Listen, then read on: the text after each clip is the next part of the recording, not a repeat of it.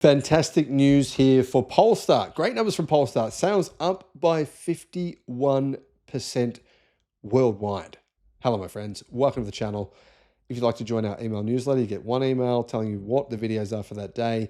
I'll put a link in the description below. Polestar closed the first half of this year, the first 6 months, with a big boost in sales, despite declining business in the United States because its cars are made in China. Worldwide sales increased by 51% to 30,300 units. In the second quarter, 18,000 vehicles were sold, an increase of 38%. Interestingly, though, the second quarter was much better than the first quarter of the year. The car manufacturer's share price has reacted to this result with an increase of around 6% overnight. So investors are thinking, oh, it's pretty good. CEO Michael Lofshaller commented saying, "We have achieved another strong quarter of growth despite increasingly challenging market and geopolitical conditions. The growth is a clear sign that our expansion in the private customer business is successful and that more customers are choosing Polestar." Sales in the USA fell, though, by 56% in the second quarter. So if Trump's tariffs didn't come along, Polestar sales, they're up 51% worldwide. They could have been up by 90%. Polestar is facing two headwinds in the United States. First, the Trump administration has stopped subsidizing EVs, which previously required the government to contribute $7,500 per vehicle. Now, that's not quite happened yet, but it will very soon. Secondly, the Biden administration had passed a law that would significantly impede the import of Chinese software starting in 2026 and impose strict conditions. This regulation also applies to products manufactured in the United States but using Chinese software. So that's the problem, the Chinese software in the Polestar cars that are made in the United States. Software comes from Geely. Polestar builds vehicles in the US state of South Carolina, but some of them are based on software from the Chinese Geely group. Polestar generates 3/4 of its sales in Europe. It's very much perceived as being a European brand. It looks like it too. I mean, the cars look great. I love them. I've driven a few of them. I think they're really nice, but they're not actually European. They're obviously primarily now a Chinese company. It's probably why the cars are actually pretty good. Anyway, the automaker decided to build its first European plant in Slovakia. So certainly that will enable them to get around these tariffs in Europe on EVs, which are crazy. That will enable them to also avoid the 10% tariff that applies to all automakers exporting vehicles from anywhere around the world into Europe. So that's going to be a big difference for Polestar. Might also help with the impression that their vehicles are European, even though technically the company is owned by Geely. But honestly, I think these are really good numbers from Polestar, up 51%.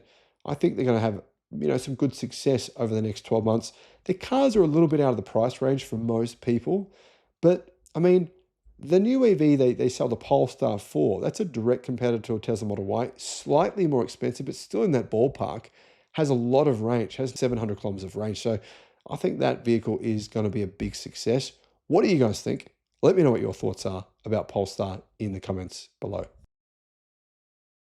Sadly, with the new state of the world, people who generally probably wouldn't have survived in pre-industrialization, days when you actually had to use your brain to stay alive, you had to, have at least a low level of intelligence in order to stay alive. There's a lot of people like that now that are just being protected by the government, protected by, I don't know, all kinds of rules from killing themselves. Unfortunately. Hello, my friends. Welcome to the channel. I'm Sam Evans. You're watching the Electric Viking. Great to have you with us. Someone has just attacked a Polestar owner. Someone has attacked a Polestar owner because he mistook it for a Tesla. I mean, how can you do that? They look totally different. Different badging. Yeah. Honestly, this kind of shows you the intelligence of some of the people that are doing this stuff. This lady with bombs, carrying bombs with her to try and blow up Teslas. I mean, this is the kind of thing that could get you a pretty long prison sentence. And I don't think people are thinking this stuff through. A man described as being in his 40s decided to express his frustration against Elon Musk by attacking one of the CEO's their electric cars in England. The other day, I believe the day after this, in fact, 12 Teslas in France were set on fire. The man, though, he knew nothing about Teslas at all. He doesn't even know what they look like, which is weird considering everyone has a mobile phone. They can just look at it and, oh, that's a Tesla. No, that's not a Tesla. Anyway, he attacked and damaged a Polestar electric vehicle instead. As you can see in the video, the man was fueled by his anti-Elon Musk fury. He grabbed the big pole and started smashing the Polestar electric car. The man damaged the Polestar quite a lot, breaking several of the electric car's windows and basically putting some pretty bad damage to its body as well. Witnesses said that prior to the attack, the man was waving a homemade sign slamming Elon Musk and Tesla, and that he was ranting and raving quite a lot. As you can see, he spelled Elon, E-L-E-O-N, Elon Musk. You have to pay for all that demolition and $7 trillion for, yeah. Anyhow, police caught this guy. They've arrested him on suspicion of criminal damage, arson, and carrying an offensive weapon. So maybe he's trying to set fire to some EVs as well, like what's happened in Germany, the United States, and France. And they later released him. A local who initially mistook the racket for fireworks told authorities that the protester wasn't trying to do a runner. I thought it must be some kind of protest. So it sounds like he was also trying to set the car on fire potentially. I was shocked when you're trying to go to sleep on a Monday evening, the last thing you expect to hear is a bloke smashing up a car. Very exclusive event here in Newcastle.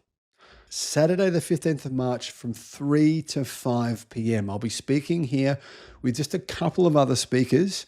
Very small event. So you can meet me in person. You can actually have a look at my EV as well, the Xpeng G6. Test that out.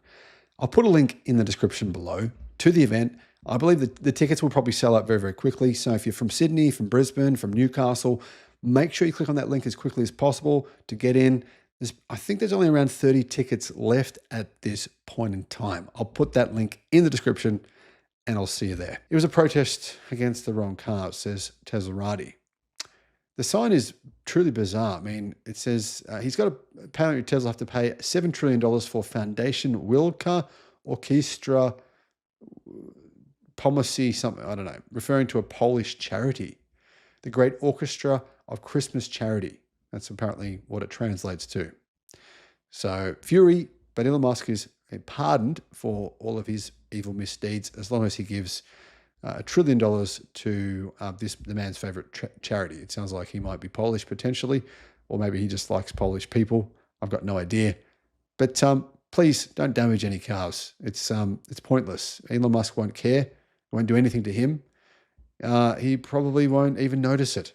So if you hate Tesla, if you hate Elon Musk, do something else. Go for a run. It'll make you feel better, hopefully. Let me know your thoughts in the comments, guys. What do you think about all of this? It's really, really kind of insane.